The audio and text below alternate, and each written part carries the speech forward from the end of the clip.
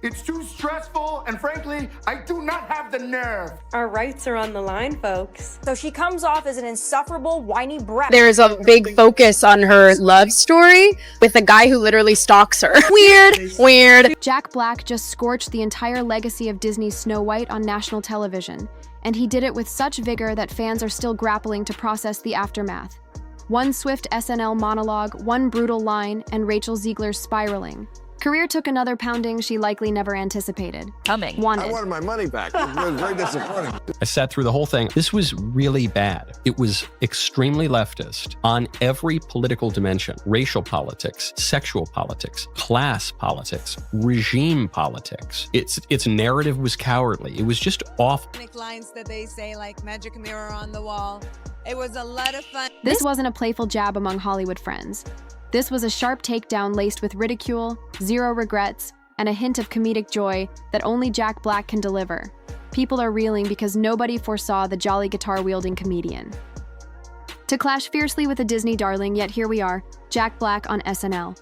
The new Disney boss babe, who is Rachel Zegler, the inverse of... They say all you have to do to make your wish come true is let it echo, echo, echo, echo. It's awful, generic.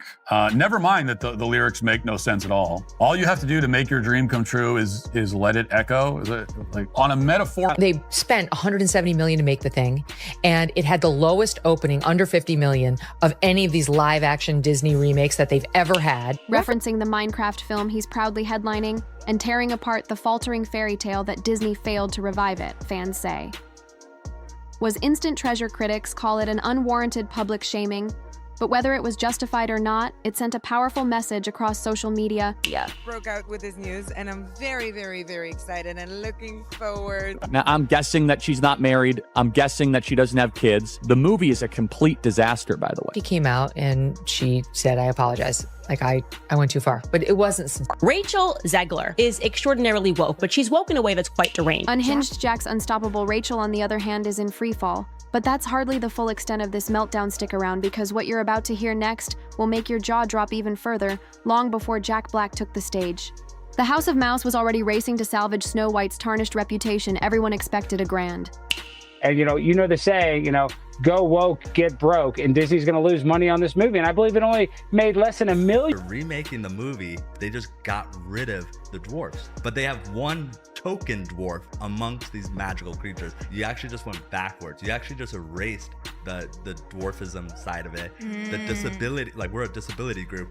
You just erased that whole into this, the first villain Disney ever had. It's really getting myself into this big crown. Fairy tale revival fueled by modern technology and star power, instead of box office receipts, told a bleak story. Financial insiders murmured about escalating budgets over $200 million by some counts. By release, the film's marketing campaign had swelled beyond reason, desperately trying to regain audience favor, but it never happened. Hardcore. They're petrified of some kind of backlash. It's got extra musical numbers that are incredibly unnecessary that really add to that runtime. And let me go ahead and let you know that they're absolutely atrocious. Controversy in Snow White. The dwarves have been eliminated in the live action. Yeah. Now it's Snow White and the 7 magical beings. Wait, it's 7 and the magical beings. Yeah, They won't even say magical and the 7 beings. dwarves. No, because they're not dwarves. For right now, that's the only jobs that are there. In its opening weekend, Snow White stumbled through ticket sales eclipsed by younger, cooler releases. The vibe was off from the start. Early screenings prompted tepid applause review. Bombs appeared on aggregator sites, but not all criticism came. From trolls, genuine longtime Disney fans felt betrayed by a film they wanted to adore. Disney execs quietly held emergency meetings. Disney deleted Someday My Prince Will Come and made a modernized feminist alternatives. This is just so typical of the left. The progressives always finding a way to find their way back to doing something not progressive. Doing catastrophically. They spent $300 million, and it currently has a 2.2 out of 10 rating on IMDb. The movie has a major identity crisis. Last week was a very big week, objectively a huge week. We had quite a few announcements. As first live-action film, which is Snow White and the Evil Queen. And that's me, I'm Snow White, which is so fun. They repeated the same line to the press. We remain proud of Snow White, but the public wasn't accepting it. Snow White now stands as a warning tale in modern film marketing, and the star Rachel Zegler carried a heavy share of the blame. So apparently, according to them and according to the writers of Snow White, women can't even want to be in love anymore. Rachel Zegler, like so many kids raised on TikTok, she's all for infantada is the only global solution. Which brings us right back to the explosive moment when Jack Black stepped into the spotlight and voiced everything critics wished they could say, but didn't dare, because the meltdown wasn't just about poor numbers, it was about a failed fairy tale turned Hollywood disaster. And what happened next made that disaster utterly epic. Leading up to Snow White's release, Rachel Zegler did the unthinkable. She publicly ridiculed the source material that launched the entire Disney princess lineup. Decades ago, interview after interview, she dismissed the original Snow White as odd, outdated, and not a story she valued. That's like stepping onto a stage where you're supposed to celebrate a legacy, then insulting it for the camera's fans were horrified. Memes erupted overnight painting Rachel as the anti-princess. People replayed her interviews and spliced them into classic Snow White scenes to highlight the arrogance. The internet can be unforgiving. But Rachel offered a feast of sound bites too, tempting to ignore. She seemed unfazed, right up until the premiere's catastrophic reception. Suddenly, her bravado felt more like overconfidence, and the public decided they'd had enough. Even worse were the rumors about how she treated the production itself. Allegedly, she had countless creative demands, insisted on rewriting lines, and pushed a modern lens that fans felt strayed too far from the beloved fairy tale. Whether these claims are entirely true or not, the court of public opinion had made its verdict, and it was scathing. That tension set the stage for Jack Black's comedic strike on SNL, because if Rachel had been more respectful towards Snow White's legacy, maybe the disaster wouldn't have been this sensational. Maybe fans wouldn't cheer so loudly when Jack delivered his blow, but they did, and here's where things get even wilder. April 13th, 2024. Studio 8H was buzzing with anticipation. Jack Black stepped onto the iconic SNL stage, wearing his trademark grin people expected. Some lighthearted jokes, maybe a tease about his new Minecraft movie. Nobody foresaw the no-holds-barred slam against Disney's fallen princess right off the bat. He joked about how fortunate he felt to be working on a beloved story that people actually want to see, pausing just enough to let the audience connect the dots. Then he made a sarcastic remark about princesses who'd rather slander their own fairy tale than engage with fans. The live crowd exploded in laughter. The internet replayed that moment a million times over. The comedic timing was brutal. The reference to the Snow White fiasco was crystal clear, and the subtext: Jack Black was proud of his Minecraft project, while Rachel apparently couldn't stand the classic story she was hired to recreate. The applause roared so loud the rest of his monologue almost faded behind the pandemonium. But that wasn't the half of it. Because once fans started dissecting Jack's every word, the meltdown grew even more volcanic. Nobody predicted that a movie adaptation of Minecraft would stand as a beacon of cinematic optimism, overshadowing one of Disney's crown jewels. Yet here we are. The blocky, pixelated world of Minecraft is brimming with enthusiastic fans, while the once untouchable brand of Snow White flounders in negative PR. Why is Minecraft thriving? Because in fact, the increased traffic probably benefited them. Some industry analysts even speculated that Rachel's meltdown had ironically boosted the show's ratings, as curiosity drove viewers to watch or rewatch the now infamous opening. Her PR team was stuck. They couldn't issue a defiant response attacking Jack Black because he's a beloved figure. They couldn't deny the subtext because it was undeniably aimed at Snow White. So they did nothing. That vacuum of action only made Rachel seem even more out of touch. Every day that passed without an explanation or apology hardened public opinion against her. Behind the scenes, rumors circulated that her management was scrambling to salvage upcoming film opportunities directors allegedly wanted, to distance themselves from an actress now labeled box office poison. Even her what co-stars and other projects started sidestepping questions about Snow White not wanting to get dragged into the fiasco for a rising star.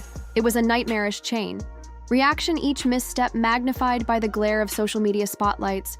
While Rachel hunkered down and avoided the spotlight, Jack Black did the complete opposite.